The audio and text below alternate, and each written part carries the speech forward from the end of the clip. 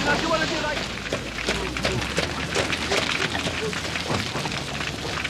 Inspector, I have took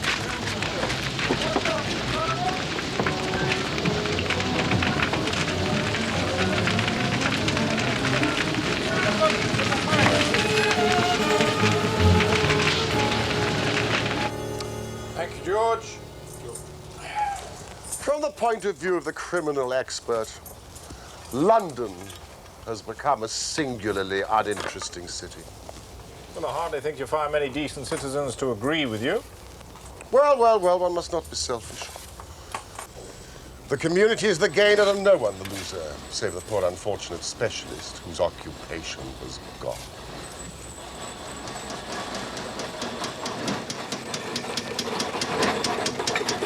The few months haven't been totally uneventful, surely. There's the case of the papers of ex-President Murillo. And the shocking affair of the Dutch steamship Friesland, which very nearly cost us both our lives. Both of them great success. I'm sorry, Mr. Holmes is not at home. If I fail to see him now, it will be too late. But I'm sorry, I cannot help But you. it is a matter of the utmost urgency. I have already told you, young man, Mr. Holmes! Well, I must see you. I told the young man you weren't here, but he wouldn't listen. Well, I'm sorry, but I'm nearly out of my mind. I am the unhappy John Hector McFarlane.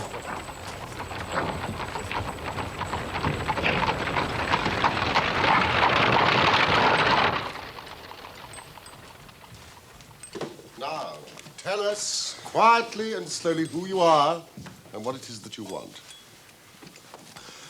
You mentioned your name just now as if I should recognize it, but I can assure you, beyond the obvious facts, that you are a bachelor, a solicitor, and a Freemason, and an asthmatic. I know nothing about you whatever. Your untidy clothes, sheaf of legal papers, watch chain, and your somewhat irregular breathing. Why, yes, Mr. Holmes. I am all these things. And in addition, I am at this moment the most unfortunate man in London. Have you not read your newspaper? Not yet. Then, if you would allow me.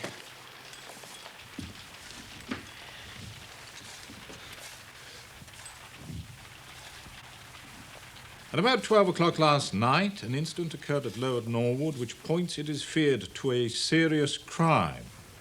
A small timber yard caught fire at the back of a house belonging to Mr. Jonas Oldacre, a builder. Surprise was expressed at Mr. Oldacre's absence, and it became apparent he had disappeared. An examination of his room revealed a safe which was open, signs of a murderous struggle, and a heavy walking stick with stains of blood upon the handle. All I ask is that you don't abandon me. A man has followed me from London Bridge Station. If they arrest me before I finished my story, make them give me time, so that I may tell you the whole truth. I could go to jail happy if I knew that you were outside working for me. But arrest you? This is really most gratifying. On what charge do you expect to be arrested? Upon the charge of murdering Mr. Jonas Oldacre of Lower Norwood. Dear me.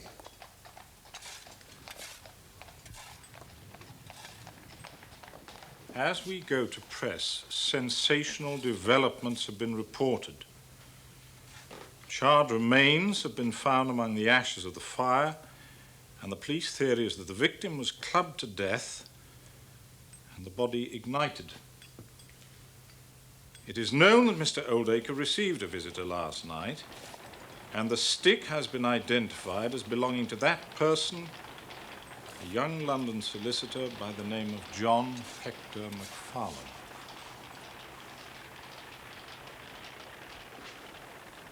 May I ask why you are still at liberty, Mr. McFarlane? As there seems to be enough evidence to justify your arrest. I live with my mother at Torrington Lodge in Blackheath. But last night, having late business with Mr. Oldacre, I stayed at an hotel in Norwood.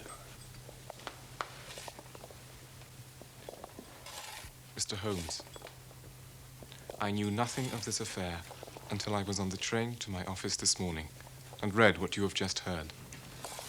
I saw at once the terrible danger of my position and hurried to put the case in your hands.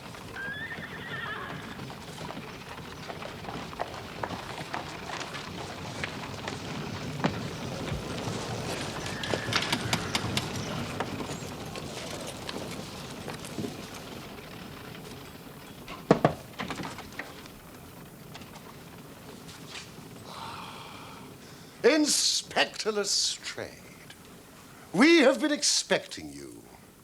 Mr. Holmes, Dr. Watson, Mr. John Hector McFarlane. Yes. I arrest you for the willful murder of Mr. Jonas Oldacre of Lower Norwood. Oh, no, but just one moment, Lestrade. Half an hour more or less can make little difference to you, and this young gentleman was about to give us an account of this very interesting affair, which might aid us in clearing it up. Well, there'll be no difficulty in clearing it up, thank you, Mr. Holmes. Nevertheless, I mean, with your permission, I would be much interested in hearing his account. Well, Mr. Holmes, there's no denying that you have been of use to the force once or twice in the past. But I must insist... All I ask is that you should hear and recognize the absolute truth. I'll give you half an hour. Sit down, McFarlane.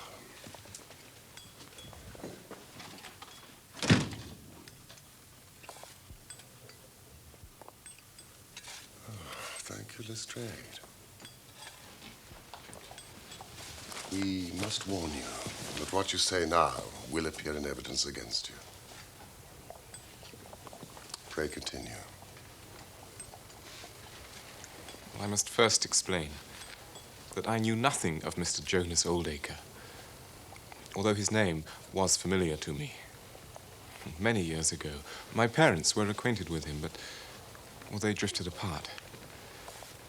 And so it came as a complete surprise when, yesterday afternoon, at about 3 o'clock, he walked into my office in the city. Mr. Oldacre, good afternoon. I'm Mr. McFarlane. Would you care to come through? Please, won't you sit down?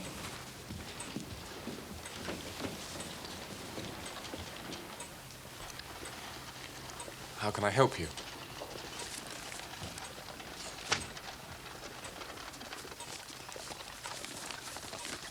This is a draft of my will.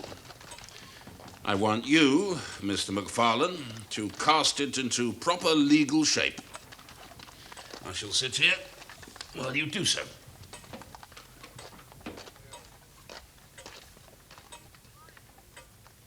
You can understand my astonishment, Mr. Holmes, when I found that, with some minor reservations, his entire estate had been left to me. But I simply don't understand. Oh, well, then, let me explain.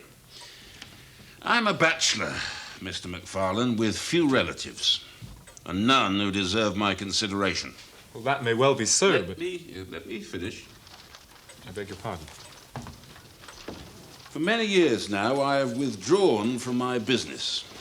I was a builder, and though I say it myself, an extremely successful one.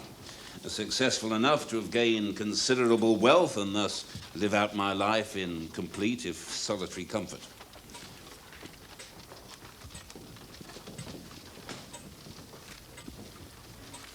Many years ago, I knew your mother. Knew her and hoped to marry her. Then she met and married your father. I had no idea. Oh, then why should you? 3 months ago, I read of your father's death in the Daily Telegraph, and my mind was turned to your mother and to the son who might very well have been my own. This is my way of securing your future. I know that whatever I leave will be in worthy hands. What can I say? But thank you. There are a few documents I think you should see: building leases, title deeds, mortgages, and so on. Well, now my mind's made up, I shan't rest easy till the whole thing's settled. Yes, of course. I beg you to come to my house tonight. What should we say, 9 o'clock? Oh, why, yes. You'll, of course, bring the finalised will, and then we can settle the matter once and for all. Yes, of course. Thank you, my boy. Oh, one last thing.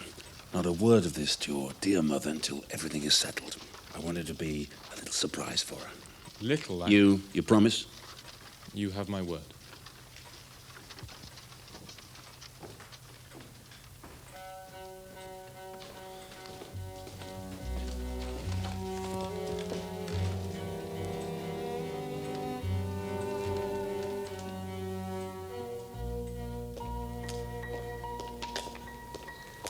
I left in good time for my appointment, but had difficulty in finding the house, so that it was nearly past before I reached it. Good evening. I have an appointment with Mr. Oldacre. Mr. McFarlane. Yes, that's right.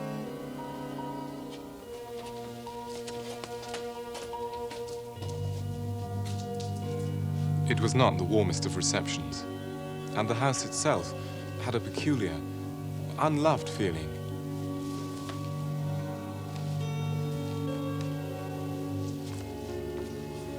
Sorry to keep you waiting, my boy. Not at all, sir. I'm a little late, I'm afraid. You brought the papers? Yes, indeed. Excellent. The bedroom was on the ground floor, where there was a large safe.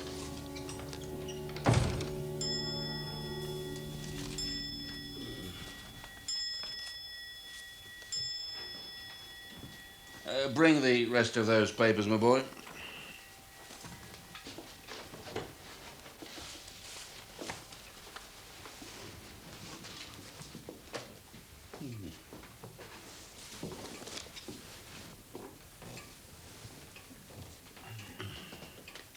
Now, to business.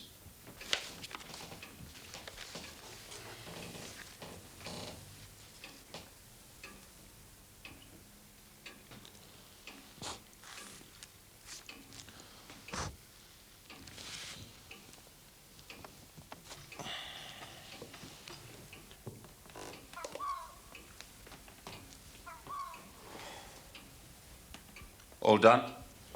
Yes, sir. All done. Just seen the time, my boy. You must get home. Oh, thank you. I had a stick with me. I wonder where she put it. Rather a heavy walking stick. It belonged to my father. Never mind. I'll take good care of it until we meet again. After all, I shall be seeing a great deal of you now, I hope. Indeed you shall, sir. I left him there. The safe was open, and the documents were on his desk. It was too late to go back to Blackheath, and so I spent the night at an hotel in Norwood. I knew nothing more of this horrible affair until this morning.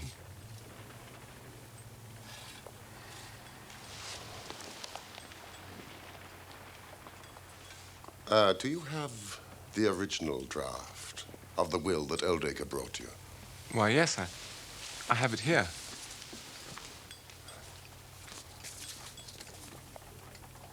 May I retain this for 24 hours, Inspector? If it would amuse you. Well, anything more you'd like to ask, Mr. Holmes? Not until I've been to Blackheath. You mean Norwood? No doubt that is what I must have meant. Now, Mr. McFarlane, my constable's at the door. There's a four-wheeler waiting.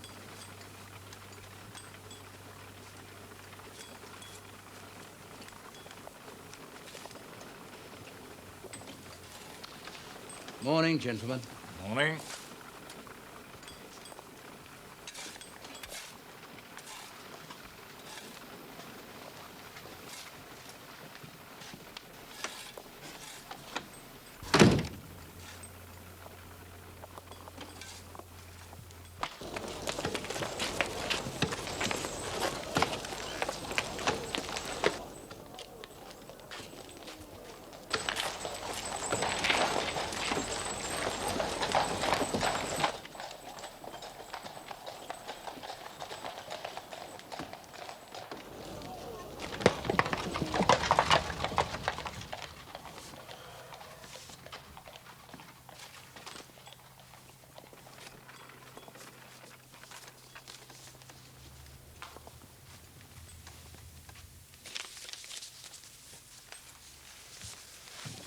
There are certain points about this document, are there not, Watson?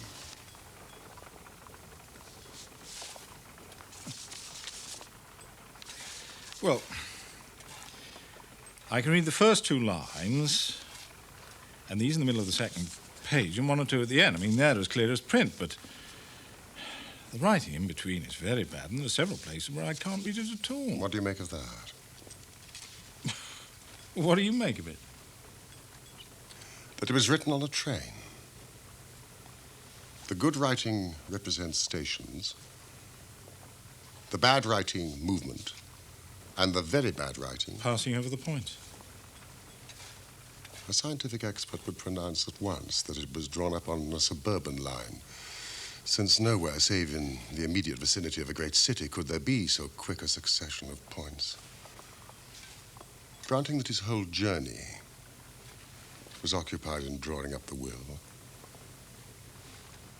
then the train must have been an express, stopping only once between Norwood and London Bridge. Yes, but it's curious, is it not, that a man should draw up so important a document in so haphazard a fashion? Yes, it suggests that he thought it was going to be of no practical importance. Well, he drew up his death warrant at the same time.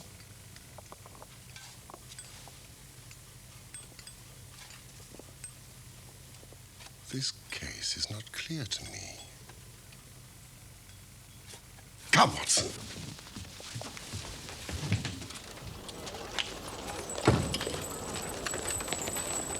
Where are we going, Norwood? No! Blackheath! Come!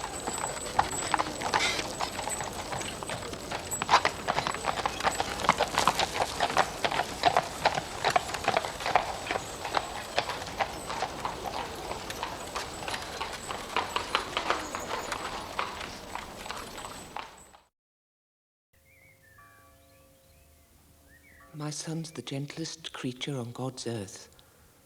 It's inconceivable he could even contemplate such a terrible crime. He didn't even know the man, Mr. Holmes. But you did, Mrs. McFarlane.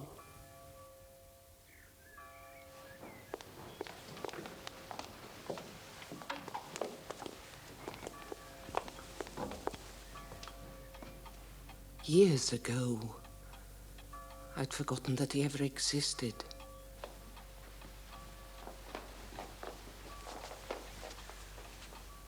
Tried to forget. It's impossible to quite forget a man like Jonas Oldacre. Yes, I knew him well. At one time we were engaged to be married.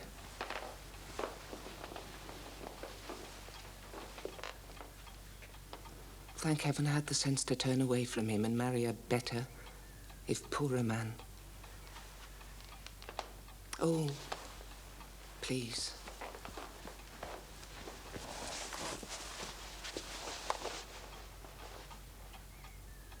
Your husband died recently?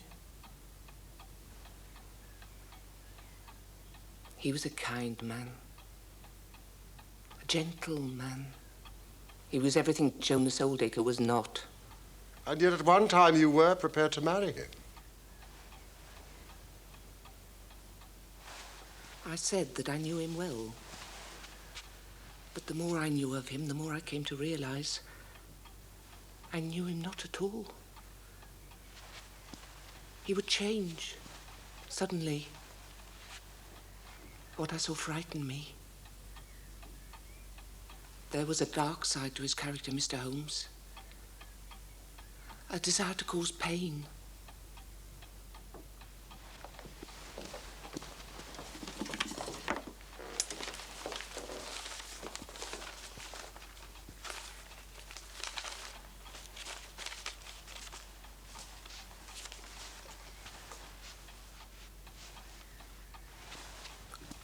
My own photograph. It was my first present to him. Good heavens. That was how it was returned to me on my wedding day. Together with a vile note urging a curse upon my house and saying he'd never forgive me. And yet he does seem to have forgiven you. After all, to leave his entire estate to your son. Neither my son nor I want anything from that wicked man, dead or alive. Mrs. McFarlane, the fact remains that the will was made.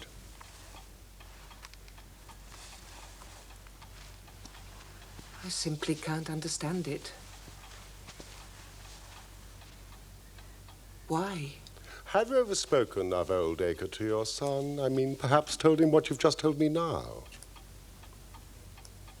No, never. Never?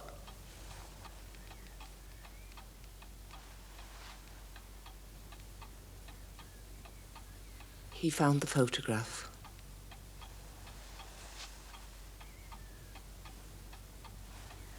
My husband tried to make light of it, but he insisted.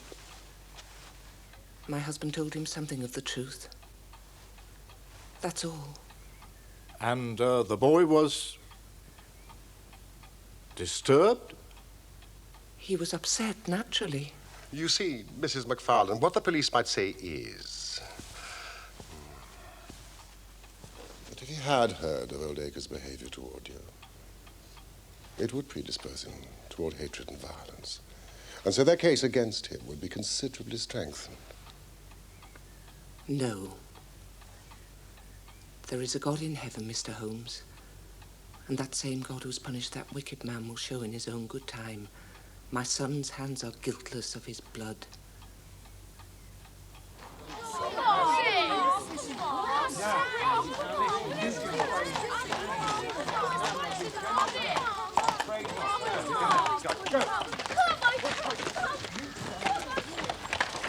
Wait here, please.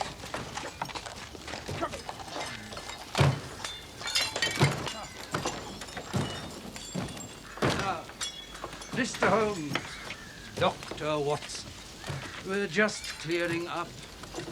The will as promised. Look. Buttons.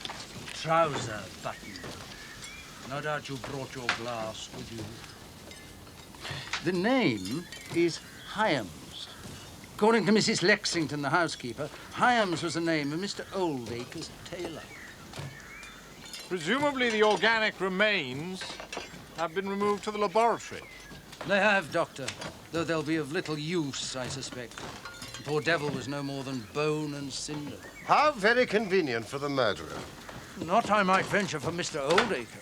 Nevertheless, Inspector, bone and cinder. Thank heavens he was wearing his trousers.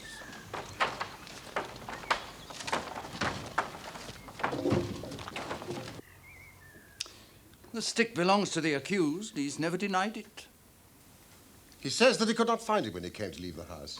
Says, Mr. Holmes, says.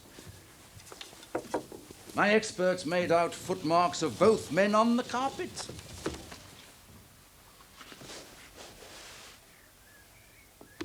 And too much subsequent traffic to make any examination on my part worthwhile. 2 sets of footmarks, Mr. Holmes.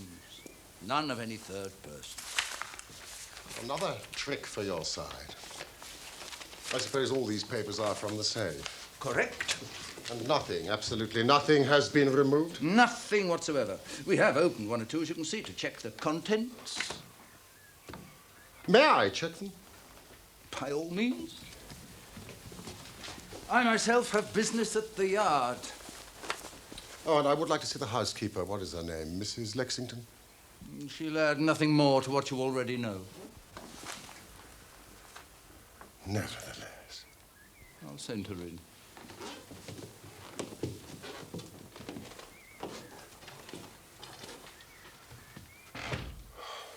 Could it be that for once Lestrade is on the right track? All my instincts are one way and all the facts are the other.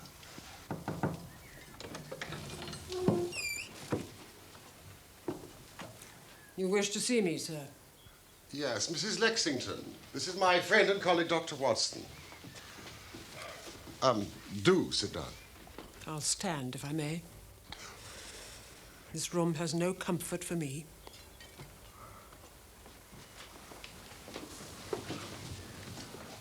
You let young Mr. McFarlane into this house at 9:30? Yes.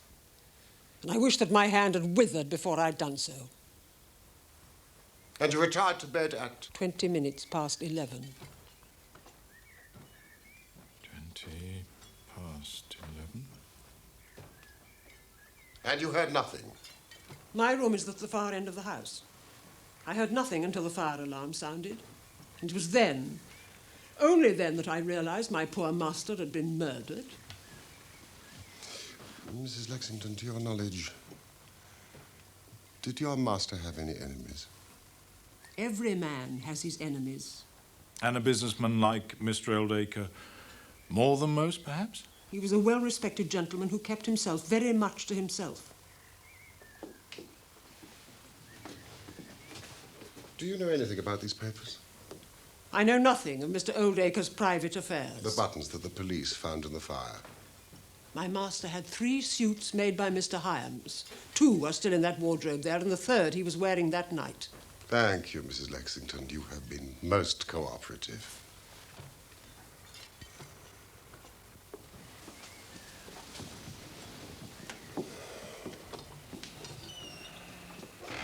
What do you make of her?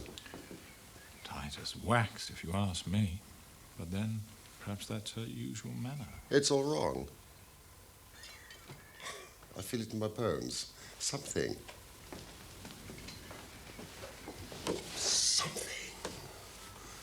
has not come out. And that woman knows it.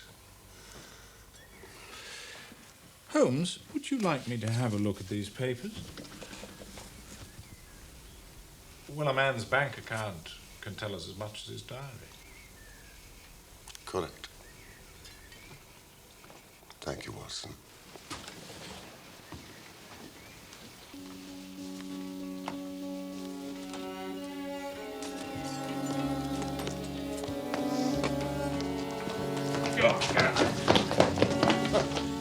It's all right, Constable. I'm just stretching my legs. I'll watch them.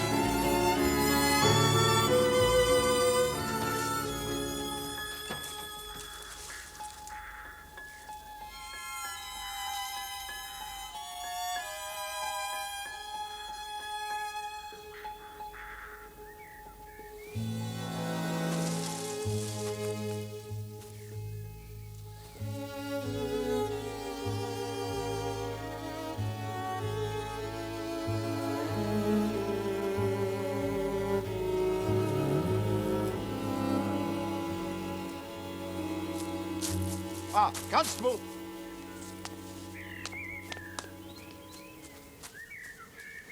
Are you a local man? Born and bred, sir. Not half a mile from here. Excellent. And perhaps you can offer me some local knowledge. I'll do my best, sir. I'll most certainly do my best.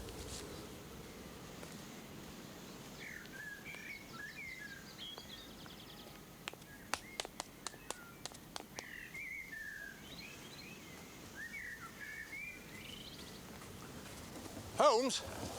I'll do that straight away.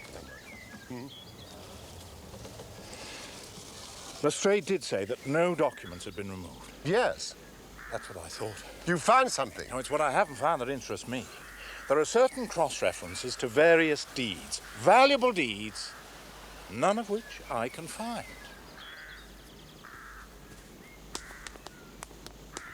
But one thing is clear. Oldacre was hardly in the affluent circumstances we have been led to believe. His bank account was practically empty, largely because he had made several large payments in the past year to a certain Mr. Cornelius. Young MacFarlane would have inherited nothing. This is of interest. Why should a retired builder have such large transactions with a Mr. Cornelius? Well, let's take our cab and see what we can find out from his city bank. You coming? I'll stay here for a while. Norwood Station.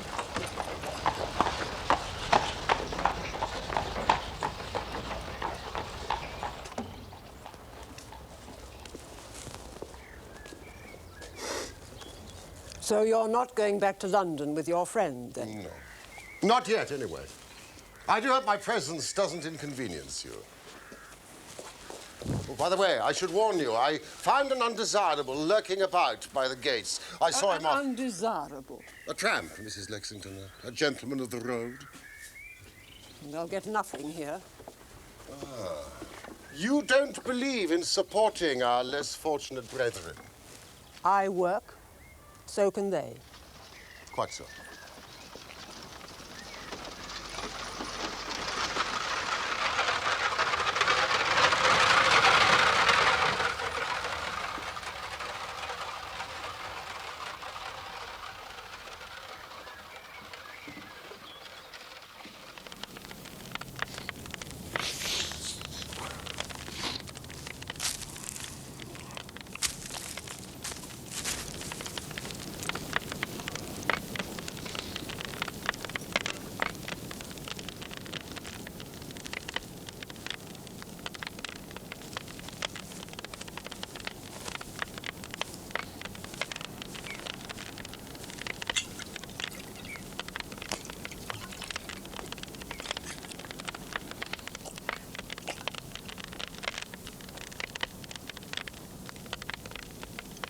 I'm on my way to Folkestone. I've done enough walking, I have. Half hour's a place and I stays put. I used to meet a friend of mine here. Oh, you might know him. He's a seafaring man. Aye. I know him. Shared my billet for the last 4 nights, he does. And off he goes, without even a word. You take my tip. Steer clear of him. He's a liar. Didn't strike me as such. He goes up to that big house, he does. Comes back here and tells some yarn about them putting out with open hands and telling him to come back tomorrow and they'll give him some grub and some cast-offs for him. Well, how's that lying? Because, my friend, I'd already paid my call. And nearly got the law on my back for my insolence. Insolence.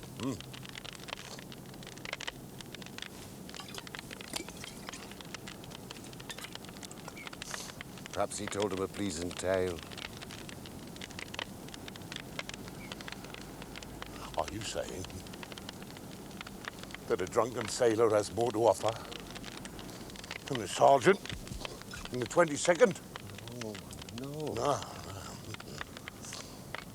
He's a liar. He says, whatever I get, he says, I'll share with you, shipmate, he says.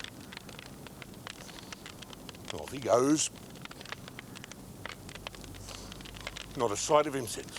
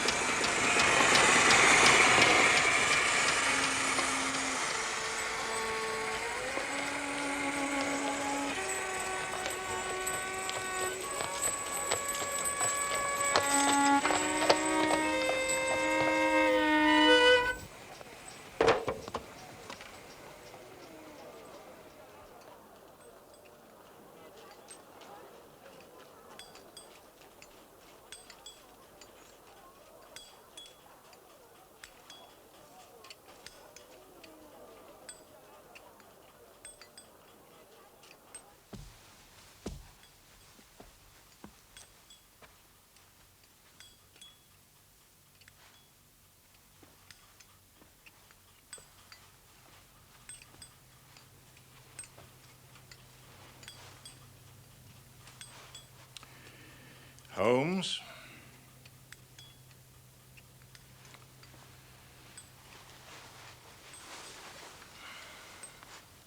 You must permit yourself some food. You must eat. At present, I cannot afford energy and nerve force for digestion. Well, you must if you intend to pursue this case. I fear, my dear fellow, that our case will end ingloriously by Lestrade hanging our client. Which will certainly be a triumph for Scotland Yard. There's a telegram.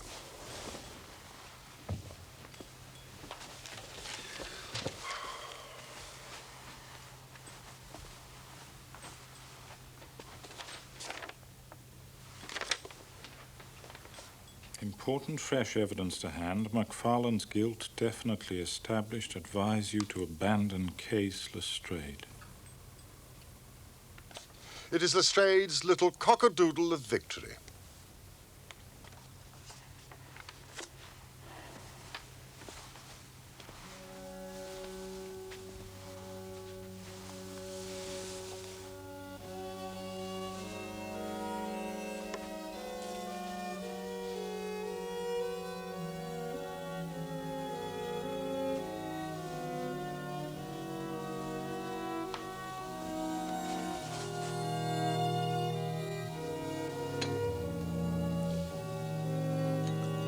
Let's have some breakfast.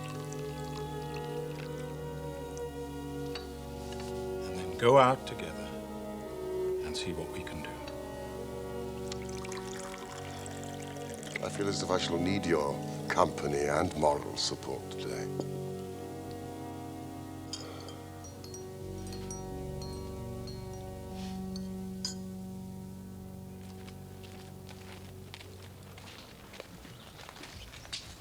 Mr. Holmes, Dr. Watson, I think you will acknowledge that we're just a little in front of you this time.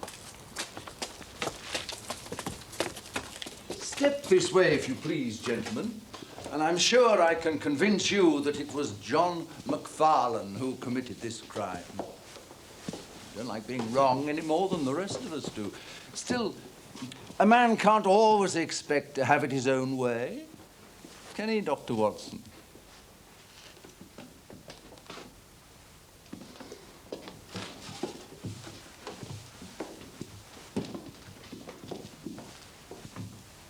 This is where the housekeeper left McFarlane's hat and stick, and this is also where he would have come to collect his hat after the crime was committed. Now look at this. A thumb mark. So I observe. A thumb mark in blood. You are aware that no two thumb marks are alike. I have heard something of the kind.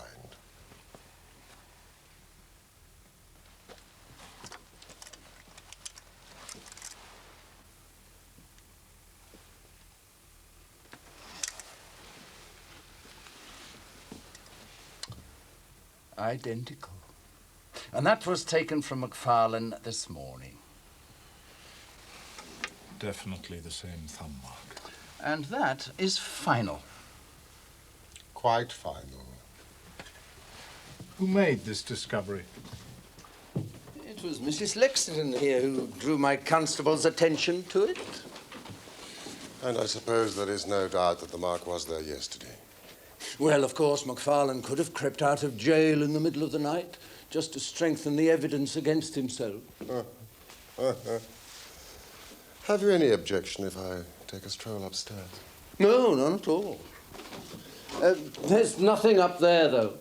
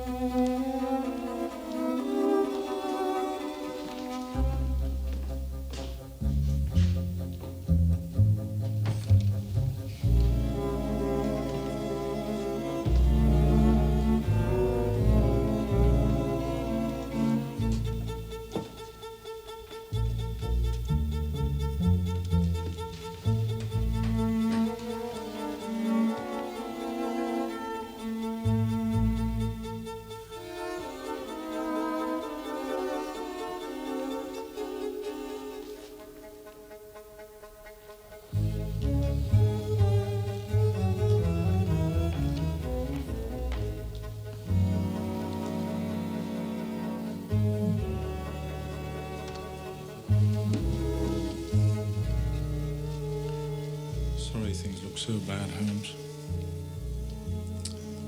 But there is a serious flaw in this new evidence. What's that? That thumbprint was not there when I examined the hall yesterday.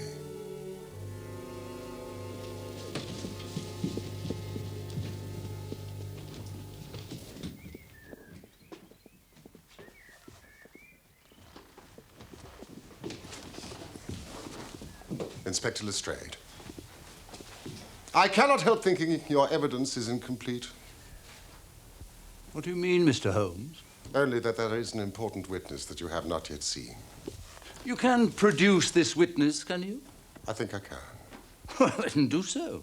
I'll do my best. How many constables have you? 3 within call. Excellent. I assume that they are able-bodied large men with powerful voices. No doubt that they are, yeah.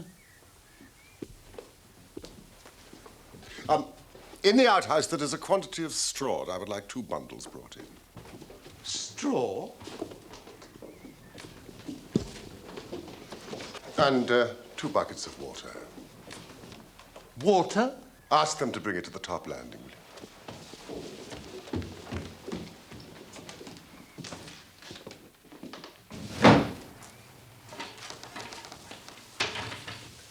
The straw into the fireplace, a little bit in front. 2 buckets of water to that side, Miss Lestrade. Mr. Holmes. I don't know whether you're playing a game with us, but surely you tell us without all this tomfoolery. I can assure you, Lestrade, I have an excellent reason for everything that I do. Watson, would you put a match to that straw? And Constable, will you sprinkle it with water?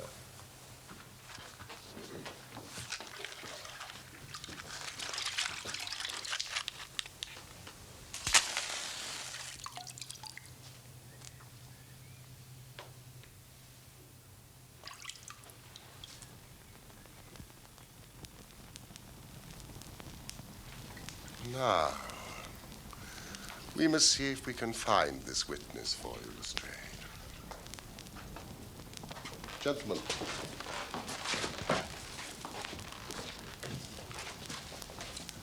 Would you please join me in the call of fire? 1, 2, 3. Fire! Fire! We can do better than that. Full voice and together. Fire!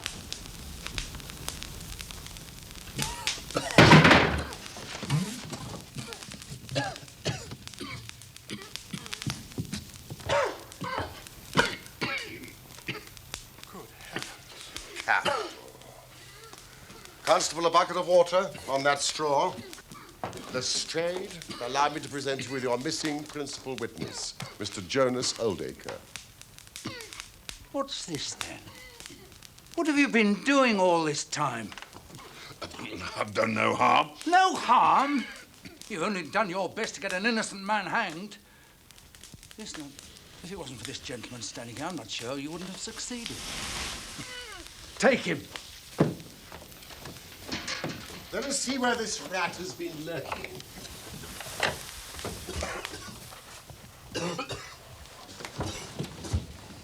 Now, you see the advantage of being a builder. He was able to fix up his own little hiding place without any confederate. Save for that precious housekeeper of his, whom I should lose no time in adding to your bag, Inspector. And these are the missing papers, no doubt.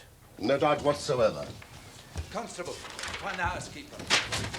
How did you know about that place, Mr. Holmes? When I compared the proportions of this room with those of the room below, I deduced that this fireplace wall was false. Oldacre clearly had a great deal of nerve, but not enough, I fancy, to lie quiet before an alarm of fire.